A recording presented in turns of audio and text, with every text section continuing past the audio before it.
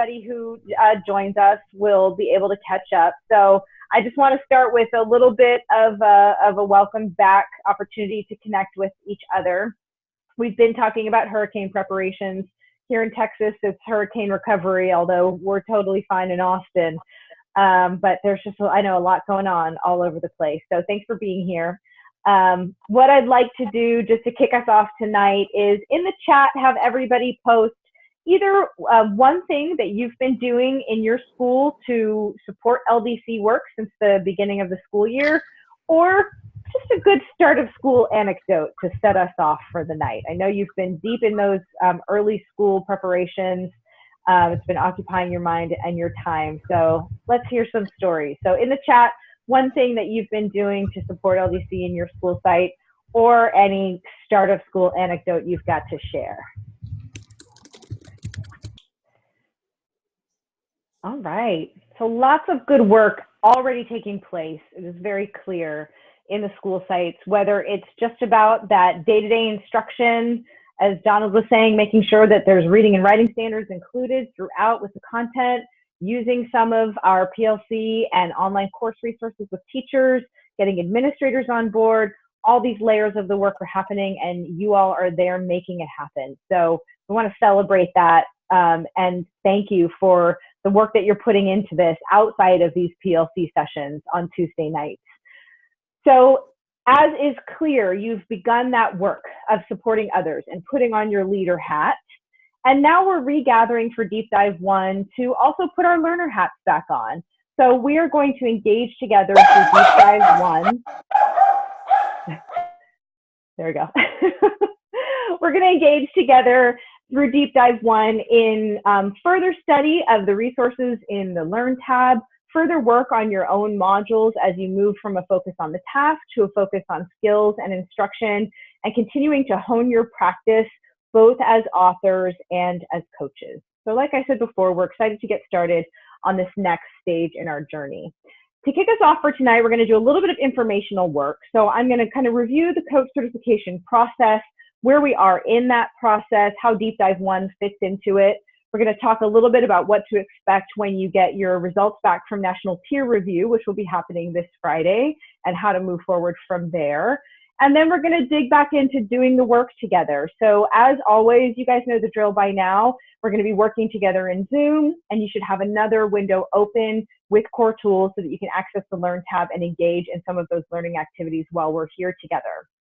There will also be some workshopping during Deep Dive 1, as there was in Blended Foundations, but it'll be a smaller portion of the course. We're going to use breakout rooms to actually workshop with one another on skills and instruction for just 2 out of our 6 sessions.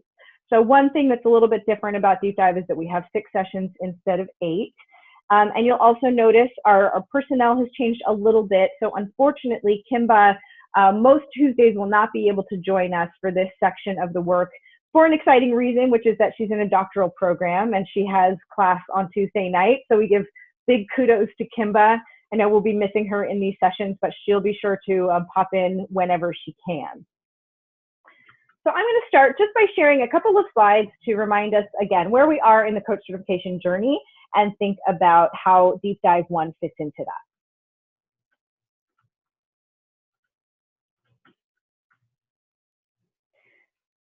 All right. So as you all know, your role in this work is hugely important. The LDC theory of action is that expert coaches are really the turnkey of a system that works well. You help teachers develop expertise, which results in increased student achievement. You also support administrators in improving the system. Some of you are those administrators, but many of you are in other roles. And that support really goes in both directions, with both the teachers you work with as well as the administrators. So for that reason, we believe in the power of working with coaches to move systems forward, to really improve systems. This certification process of becoming an LDC coach is really a demonstration of accomplished practice. It's about learning by doing and creating artifacts that provide evidence of your learning. That's the task that you create, the instructional ladder. Later on, you'll be moving on to calibrating as a reviewer of other people's tasks and actually achieving national calibration to the curriculum alignment rubric. So everything that you're doing here is demonstrated through the work of earning badges, and that's all in a progression towards coach certification. So just as a reminder, this is the progression of badges that are part of the journey towards certified or expert LDC coach status. In Blended Foundations, we began with an emphasis on task authorship. You're going to continue that as you receive national peer review feedback and continue to develop your task, refine it to good to go or exemplary. And you're also going to begin here in Deep Dive 2 to build your instructional ladder to earn that next authorship badge of good to go or exemplary ladder author. We will all be getting together in November for a peer review workshop, which will set you off on the process of earning the next 4 badges, which are reviewer badges. So we have 2 levels there of certified task and ladder reviewer, as well as expert task and ladder reviewer. And after that meeting in November, you're going to be moving towards both of those. Ultimately, your goal is to reach the status of certified LDC coach by spring of next year. And then that final spot on the progression of expert LDC coach is again demonstrated through artifacts and evidence of practice. And that status is earned when you've achieved certified LDC coach status and 5 teachers that you work with have also earned a good to go authorship badge. So that's the evidence of your impact on the teachers that you work with. These online PLCs and the progression we're working through together are really designed to directly support you in earning those badges and moving through the progression. Deep Dive 1 in particular fits into this system with its focus on the 2nd and 3rd instructional cycles in the design assignments course. We're going to look in a few minutes at a little more detail about the structure of those instructional cycles, with a focus on building skills and instruction. We'll also continue to wear both hats of learner and leader, to step back and reflect and think about how you can use this content with others, as you are already doing, as evidenced in the chat earlier tonight, to support their learning and growth, to developing strong tasks to put in front of students. So this is supporting you as you build your own skills and begin to support others. Just like with Blended Foundations, we have a combination in Deep Dive 1 of our real-time together synchronous sessions every Tuesday at 7 p.m. using Zoom. The live sessions will mostly be focused on modeling the use of the course content, building your ability to workshop and give effective feedback, as well as developing your authorship skills. Again, as with Blended, there will be asynchronous learning that takes place between each meeting, where you do some work on your module through the Learn tab in Core Tools, followed by a discussion of key insights from that week in our teaching channel group. In a few minutes, we are going to actually dig into the syllabus for Deep Dive 1 to give you a much clearer picture of exactly what content we're going to cover and what we'll be doing in any given week. But before we get there, I want to take a few minutes to preview a little bit of what will be happening with your module as it moves through national peer review. So all of you built a task during Blended Foundations, and in the beginning of August, you submitted that task for national peer review. You will be receiving your feedback from that task on Friday of this week, which is September 8th. And then there are several next steps that are going to take place from there, because there's multiple rounds of national peer review that go into earning your task and ladder authorship badges. So on Friday, you're going to receive your feedback. I'm going to show you exactly what that's going to look like and how you can process it. And then while we're going through Deep Dive 1, each of you will be invited for a one-on-one task workshop with either Barb, Kimba, or myself, in which we'll support you in unpacking and applying the feedback that you receive from national peer review on your task. You will revise your task in response to that feedback. And then from your revised task, you'll start building the skills and instruction in the instructional ladder through the experiences of Deep Dive 1. When we reach the end of Deep Dive 1, you'll then submit that full module for review on October 13th. So you'll have your revised task, which will get re-reviewed, and your new instructional ladder, which will be reviewed for the first time in that round, and that will all be returned to you by December 12th. At that point, there will still be an additional opportunity for resubmission if you're still working towards your authorship badge of your task and or your ladder, and there'll be a final round of feedback then that's returned by March 2nd. So really multiple rounds with supports in between, both through these PLCs and one-on-one workshops with us to ensure that your module is growing into its full potential and that you get to earn both the task and ladder authorship badge. In just a moment, I'm going to show you more about what the feedback will look like, but I just want to pause really quickly and see if you have questions about this long-term cycle or process for national peer review of the module that you are currently working on.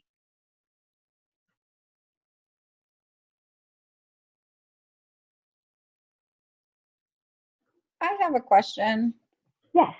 And maybe maybe I've just missed this somewhere, but is the expectation for this module to be taught this year? Because Mary and I designed a task and started building a module that is for ELA 2. Neither of us teach ELA 2. I teach ELA 4. She's not even in the classroom. So how is that part of this process that we're expecting that we are doing the teaching, or that I need to find somebody to be teaching this module? Great question. So teaching the module is not explicitly part of the expectation. It would be awesome if you happen to be teaching the subject or working with somebody who does, just as kind of a field test of what you're working on. But really, it's the opportunity to kind of build your design chops, and as well as to create modules that possibly next year might be fit into the curriculum blueprint, just like the ones that the teachers are creating throughout the year. But for this year, there's no requirement that the module be taught. I have a question also. Are we able to change the tasks that we are currently working on? Do we have to continue with what we started, or if we want to head in a different direction, are we able to do that? That's a great question. So for the most part, we really encourage you to move on with refining the task that you've been building. If you feel that you have a better opportunity to start fresh, we can talk individually about that. So shoot me an email. But in most cases, because we move on really quickly to skills and instruction here in Deep Dive, it makes more sense to continue working with the task that you've already written. Okay, thank you. Any other questions?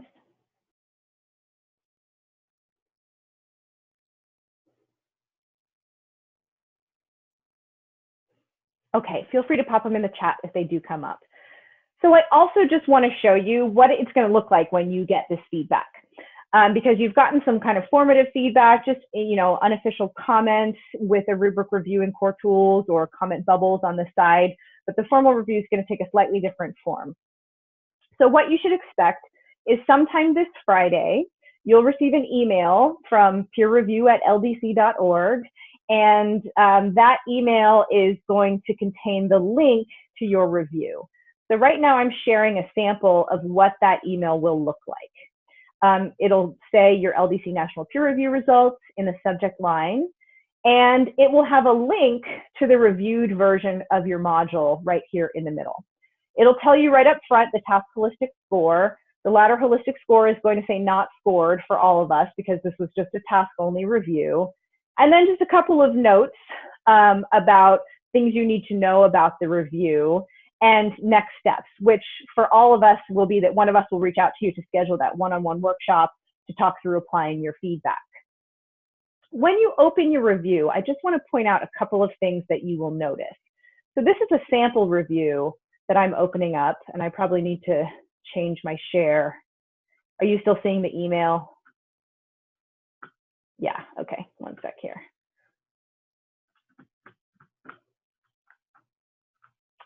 All right, so I clicked the link in the email and it opened the review. One thing I want to point out is that this is going to be a copy of your module, and you will not have edit access to it. So when you get this link, it's not going to your live version of the module, because whenever you submit a module for national peer review, it generates a copy of the module at that moment in time to be reviewed, and then we keep it fixed in that state so that the review and the version of the module always match perfectly. So when you're applying feedback from this review, you're going to do that back in your original version of the module. You probably have them open in 2 tabs so that you can see the review, but you won't be able to edit this version that you receive back. You should have scores and indicators selected for all of the different dimensions in the teaching task, as well as comments. So another thing I want to point out is that the comments appear in the order of the dimensions of the rubric, and then the very last one is your holistic rating for the task. So the first thing that you actually see, and this is actually an older version of the rubric, which now that I'm noticing I need to update, the first thing you will see is content and literacy skills, because that's now the first dimension on the rubric. But you can click through each one here, see what is selected, look at your comments, kind of peruse through, and then you get to the holistic rating at the end. You will also be able to, if you would like, close the review and export a PDF summary of it, just in case it's useful to have in that format. You can always scroll down to the very bottom of the module and find the review here. And if you click on the dots, you can either view the whole review or you can view a summary of the review, which will kind of bring up all of your comments in one document that you can export. I know a lot of people like to take this and print it out and have all of their comments in one, kind of linear form that you can then read through and apply. And I just saw a question in the chat. So the answer to who is reviewing it, that's a great question. So your modules have been reviewed by others who've attended a peer review training and earned the expert task and ladder reviewer badges. And they do that by successfully calibrating to modules that we have provided to them, scoring them, making sure that they align to our scores for those modules. They've kind of passed the test of calibration to LDC expectations, as well as having practice and giving feedback. So once you go through peer review training and finish your coach certification journey, you will become eligible to be those national peer reviewers who can sign up to review other people's modules that submit and use the expertise you've gained in your coach certification journey to do that review. Any other questions about peer review or the feedback you're going to receive?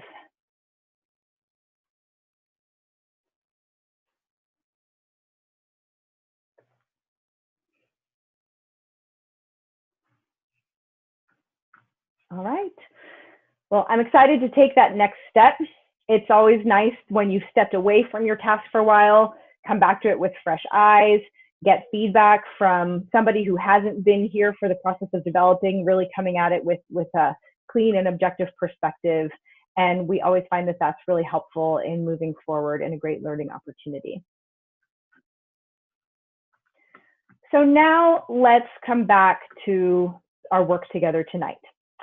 I want to take a quick look at the syllabus together, just to point out a slight change in how it is structured since the Blended Foundation syllabus, and to talk a little bit about the main goals of this course of Deep Dive 1 and how we're going to be enacting those.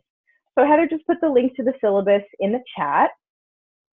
I'll give everybody a moment to open that up.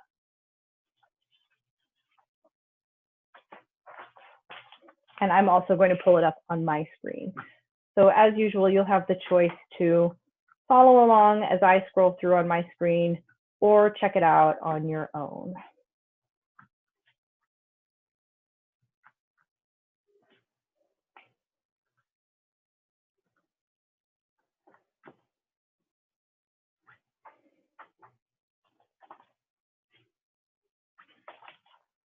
All right.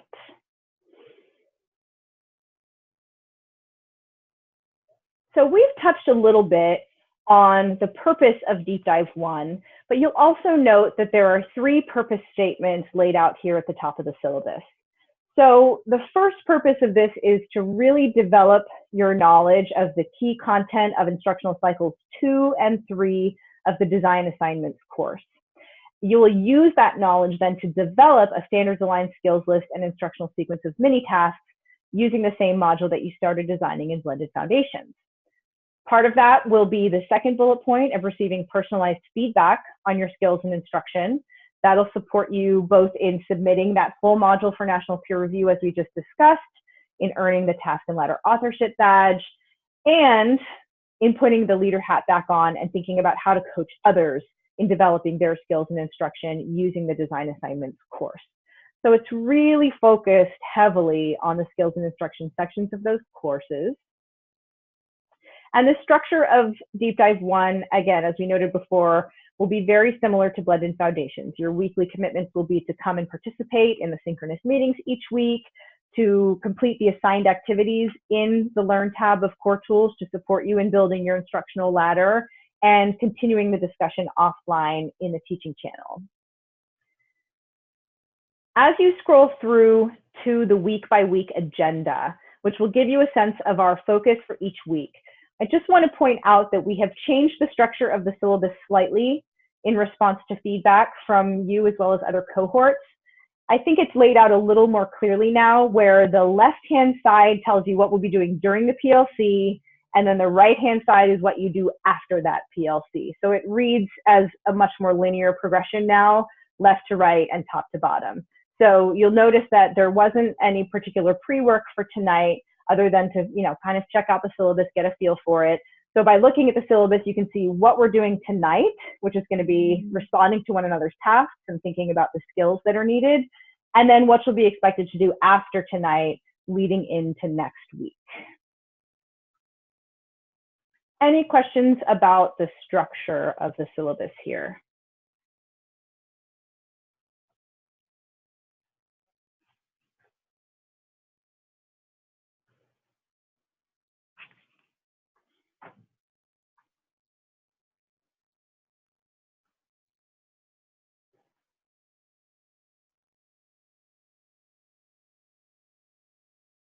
So I encourage you to spend some time skimming through the syllabus after tonight, just getting familiar with what we'll be doing in the upcoming weeks.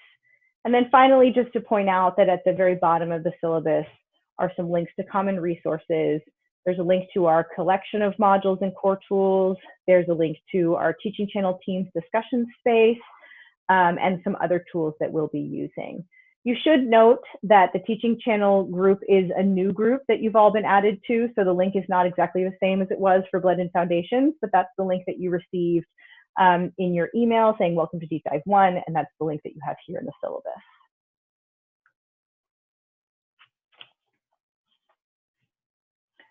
The last thing for us to go over before we really get into the work for tonight, you can stop listening to my voice, is a little bit of an overview of the structure of the design assignments course, because we want you to continue to develop that level of meta awareness of the resources that we're using so that you'll feel comfortable in using them with others.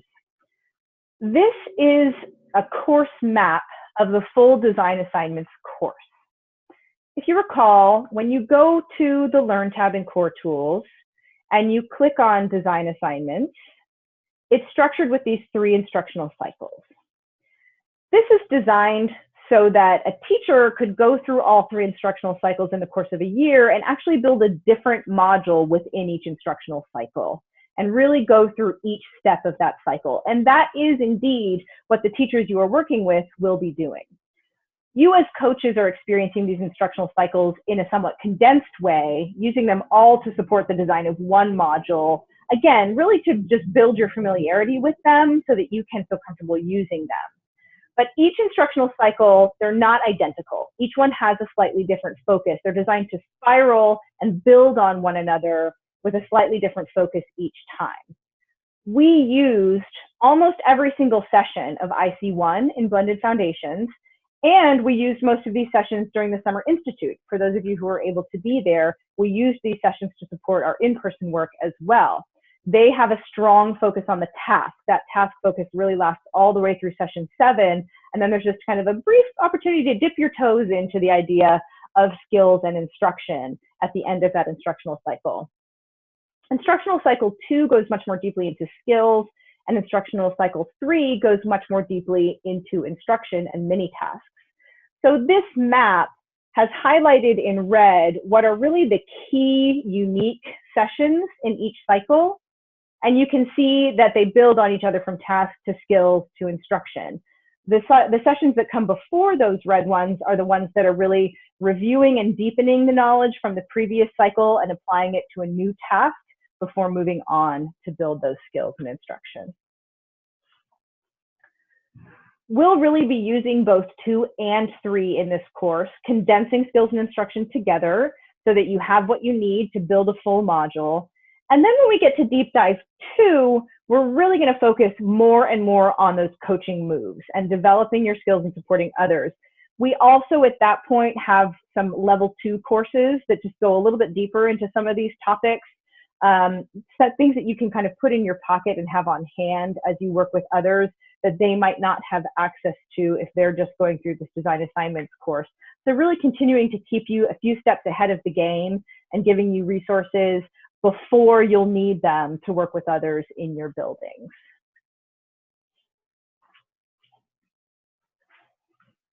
Any questions about the structure of the course or which instructional cycles we'll be using during Deep Dive 1?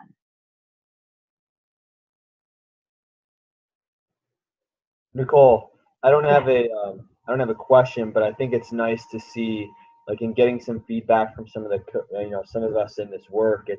We still need further learning ourselves, and sort of wanting to continue honing not just our own teaching tasks, but our whole skill sets in these areas. So it's nice to see that the content spiraled, so we're not just completely forgetting about any of the work and we needed to master everything in blended foundations, but we're going to review some of that.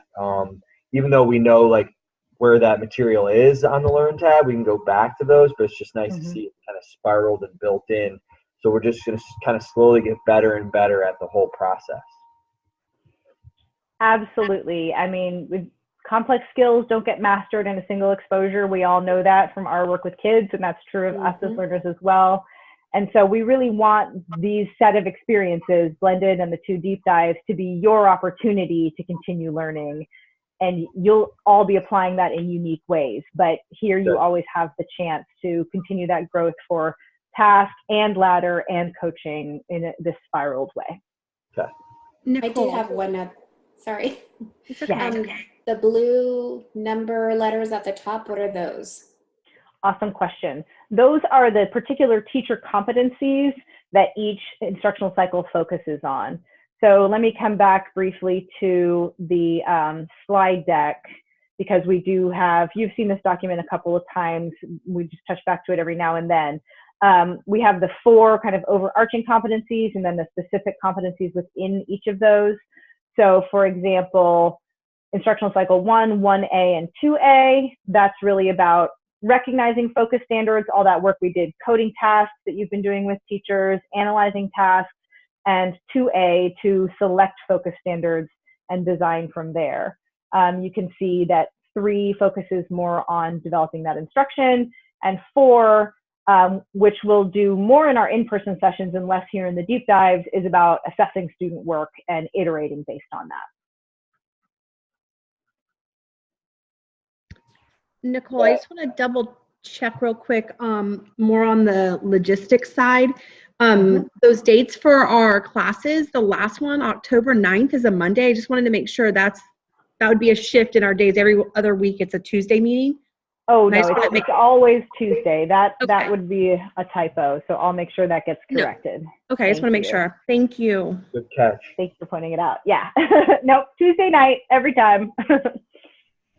Yeah, and just so everybody's kind of thinking the same way, when you do look at the teacher competencies, even though they're LDC teacher competencies and it's work that they do nationally, for our district and a lot of our, the new leadership and principals alike, it was really the idea of teacher competencies that are like long lasting. So even whether it was LDC and our opportunity that way or something else, we really like those teacher competencies as just overarching skill sets.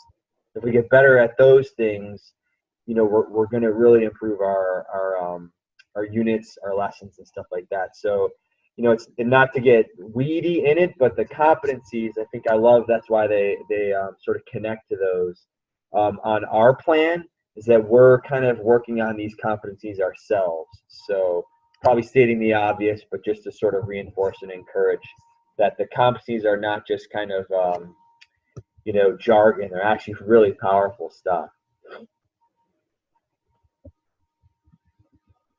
That is really important to remember, Seth. Thank you. And it is true that you'll notice when you look at the competencies, we don't use all of the LDC specific language. You know, we have kind of our own way of talking about things with task, module, mini task, instructional ladder. And we don't use that language here very purposefully to show that these are just teacher competencies. Really, they're not in any way particular to LDC, and they map well with, you know, other models of teacher competencies out there. They're just organized in a way that made sense to us. So we do hope that that is powerful for people and that they can connect to what they see here as being really just important parts of the teacher practice, regardless of what you're teaching or what framework.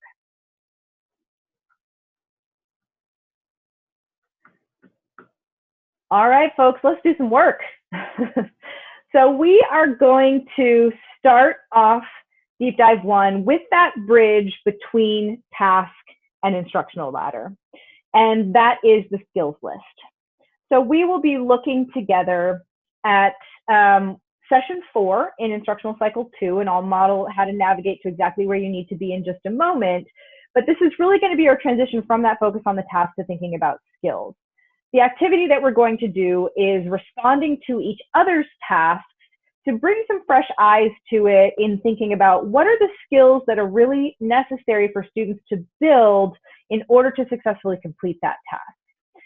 You have done this with your own task in instructional cycle 1, so now it's an opportunity to do it by sharing ideas with colleagues.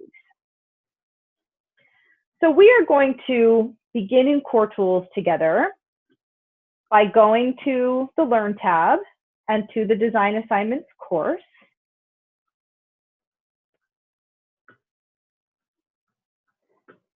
But we're moving out of IC number 1 and we're going into IC number 2. Your asynchronous work after tonight will be some of that review of the early sessions. So you're going to have time to dig back in really to sessions 1 and 2 and think about what content is there, how it mirrors what was in the first instructional cycle, but also takes it on in a slightly different way. But for tonight, we're actually going to be working in session 4, which is respond to task and create draft skills list. So I'm going to give everybody a moment to navigate there. Again, we're in Design Assignments, we're in IC2, and we're going to session 4, respond to task and create draft skills list. Once you're inside of instructional cycle 2, session 4, you're going to scroll down to the first action item, which is a blue button that says respond to a task. When you click that, you're going to get very likely an error message that says your module's not linked. So be ready for that. We're going to go ahead and link. So what you need to know there is that, as I mentioned before, the instructional cycles are really set up for teachers to work with a new module in each cycle. So you do have to link a module to each cycle. Even though you all already had a module linked from instructional cycle 1, you're going to need to re-link that module for instructional cycle number 2. So we're going to take a few minutes to get you squared away in doing that before we move on to actually digging into responding to one another's tasks. I need to unlink my module to show you one more time really quickly what that looks like.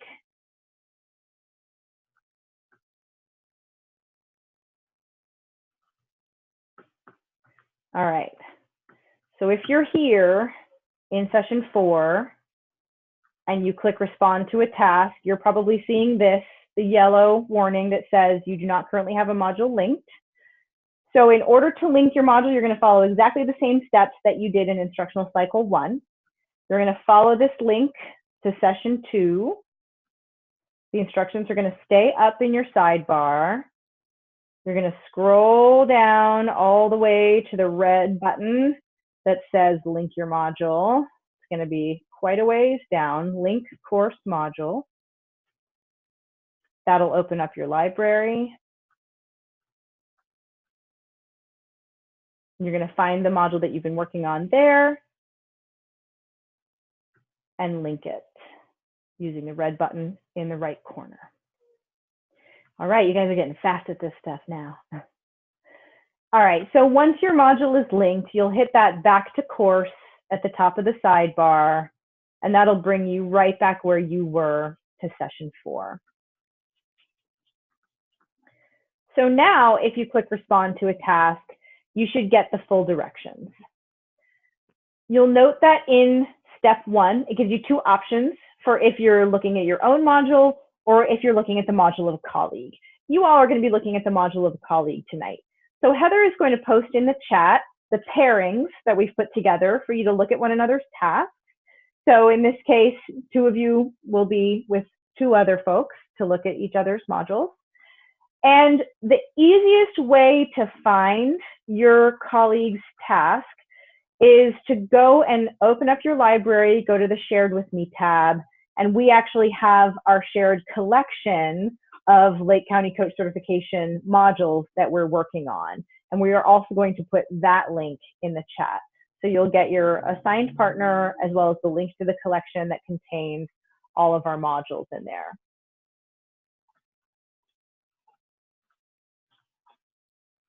Once you have that information, I'm just going to walk through a little bit the steps that you're going to be using to do this activity. And it should be familiar to you because, again, you did this with your own tasks in the coursework for Blended Foundations, and some of you were at the Summer Institute where we did this in person. But the key idea here is that you are looking at a colleague's task and actually attempting to respond to it as though you were a student in order to better unpack the skills that are needed to successfully respond. So what that means is really carefully reading the task prompt, looking at the standards to think about what thinking is being called for by the task, but then most importantly, actually opening up the texts, reading through them, looking for evidence that you could use to respond to the task, and finally beginning to sit down and write what you would say to answer that task prompt. You know, for the time that we have, that'll probably just be a few sentences of kind of getting an introduction kicked off. But the idea is you're really actually trying to do the task and then reflect on that experience to think, what did I as a learner need to accomplish that? What did I have to do with the text as I was reading it? What did I have to do to organize my thoughts once I'd finished reading the text? And then what did I have to do to really get started on the writing process? And what would I need to carry it through to the end there? So that is the set of steps you're going to be using. And now we have the thinking partners posted in the chat. So I want you to take a few minutes to find the module of your assigned partners and open it up so that you can begin this thinking process. So because we have limited time tonight, we're going to have to cut the activity a little bit short. And I'm sure you've only had a chance to get through some of the steps that were listed.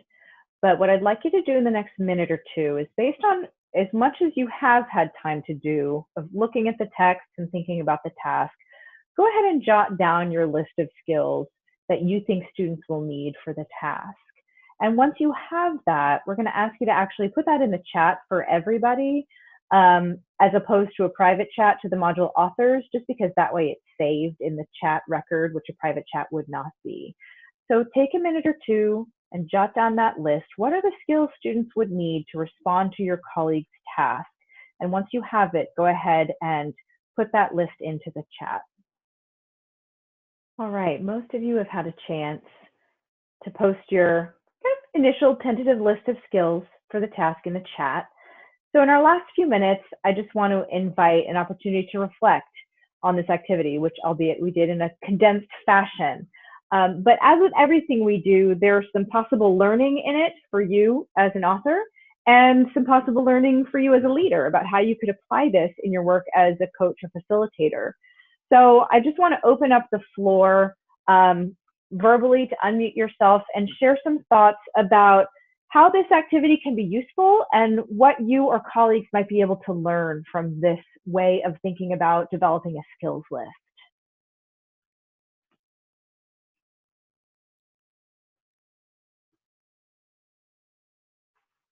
It's a good opportunity, I think, to see somebody else's task, and then for me to refer back to my task and make sure like things are I'm seeing or included in mine, or something I might want to add.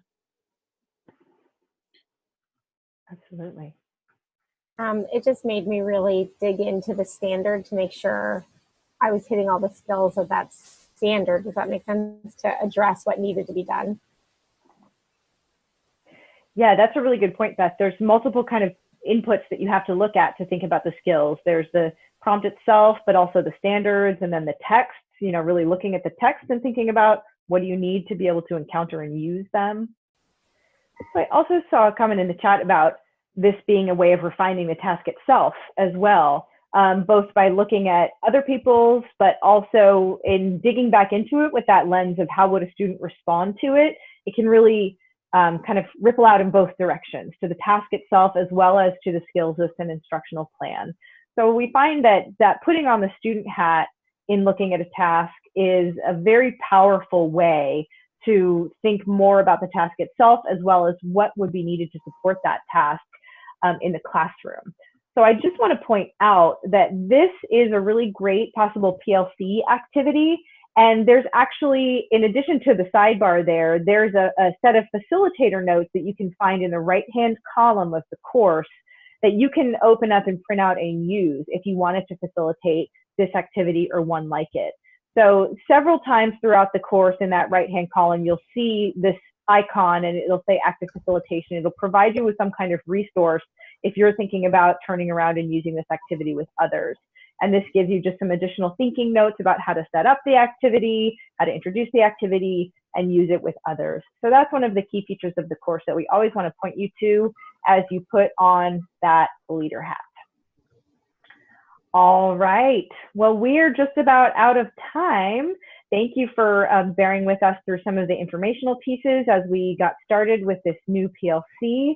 I know we only had a little bit of time to get into the courses tonight, but moving forward, these sessions, we're going to be spending the bulk of our time in the courses together. So a little bit less of the workshopping that we did in Blended and more of this using the course content in instructional cycles 2 and 3, and then stepping back and thinking about how to apply that in your own work with others. So your next steps will be to go back through the first few sessions of instructional cycle 2, those sessions 1 through 3 that are more of a recap and review of our last instructional cycle, and just click through, explore a little bit, and think about how they're similar and how they're different from the IC1 courses. But you don't need to go through all of the steps and action items within those. The main component here is to actually complete session 4, which is where we started working tonight, by going through the action items and actually clicking those check boxes. So it'll guide you back into that thinking process of skills so that once you get your national peer review feedback returned and you revise that task, get it really solidified, then you'll be able to move on in the following weeks to building a fully fleshed out instructional ladder with skills and mini tasks. Our teaching channel discussion will involve the work that we did tonight, as well as your reflections on the differences between IC1 and IC2, which I've just corrected in this slide. So as always, you'll receive a follow-up email on Thursday of this week, and it will have those steps in it. It'll have the link to the recording of tonight and the transcript of the chat. You can also find these details in our teaching channel group, which Heather is posting the link to in the chat. You can go straight into teaching channel and find this in the groups tab, or you can use this direct link, but the structure there will look just like it did for Blended Foundations. So thank you everybody for taking the time to come together tonight. We're excited to move forward on this journey. And we wish you well in the coming week. Everybody, please stay very safe. Hope you're either getting out of town or hunkering down where you need to be in the upcoming storm, and we will certainly be thinking of all of you. All right. Thanks, everybody. Thank you. Bye. Thank you. Good night.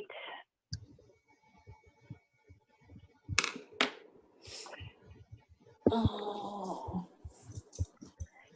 you're such a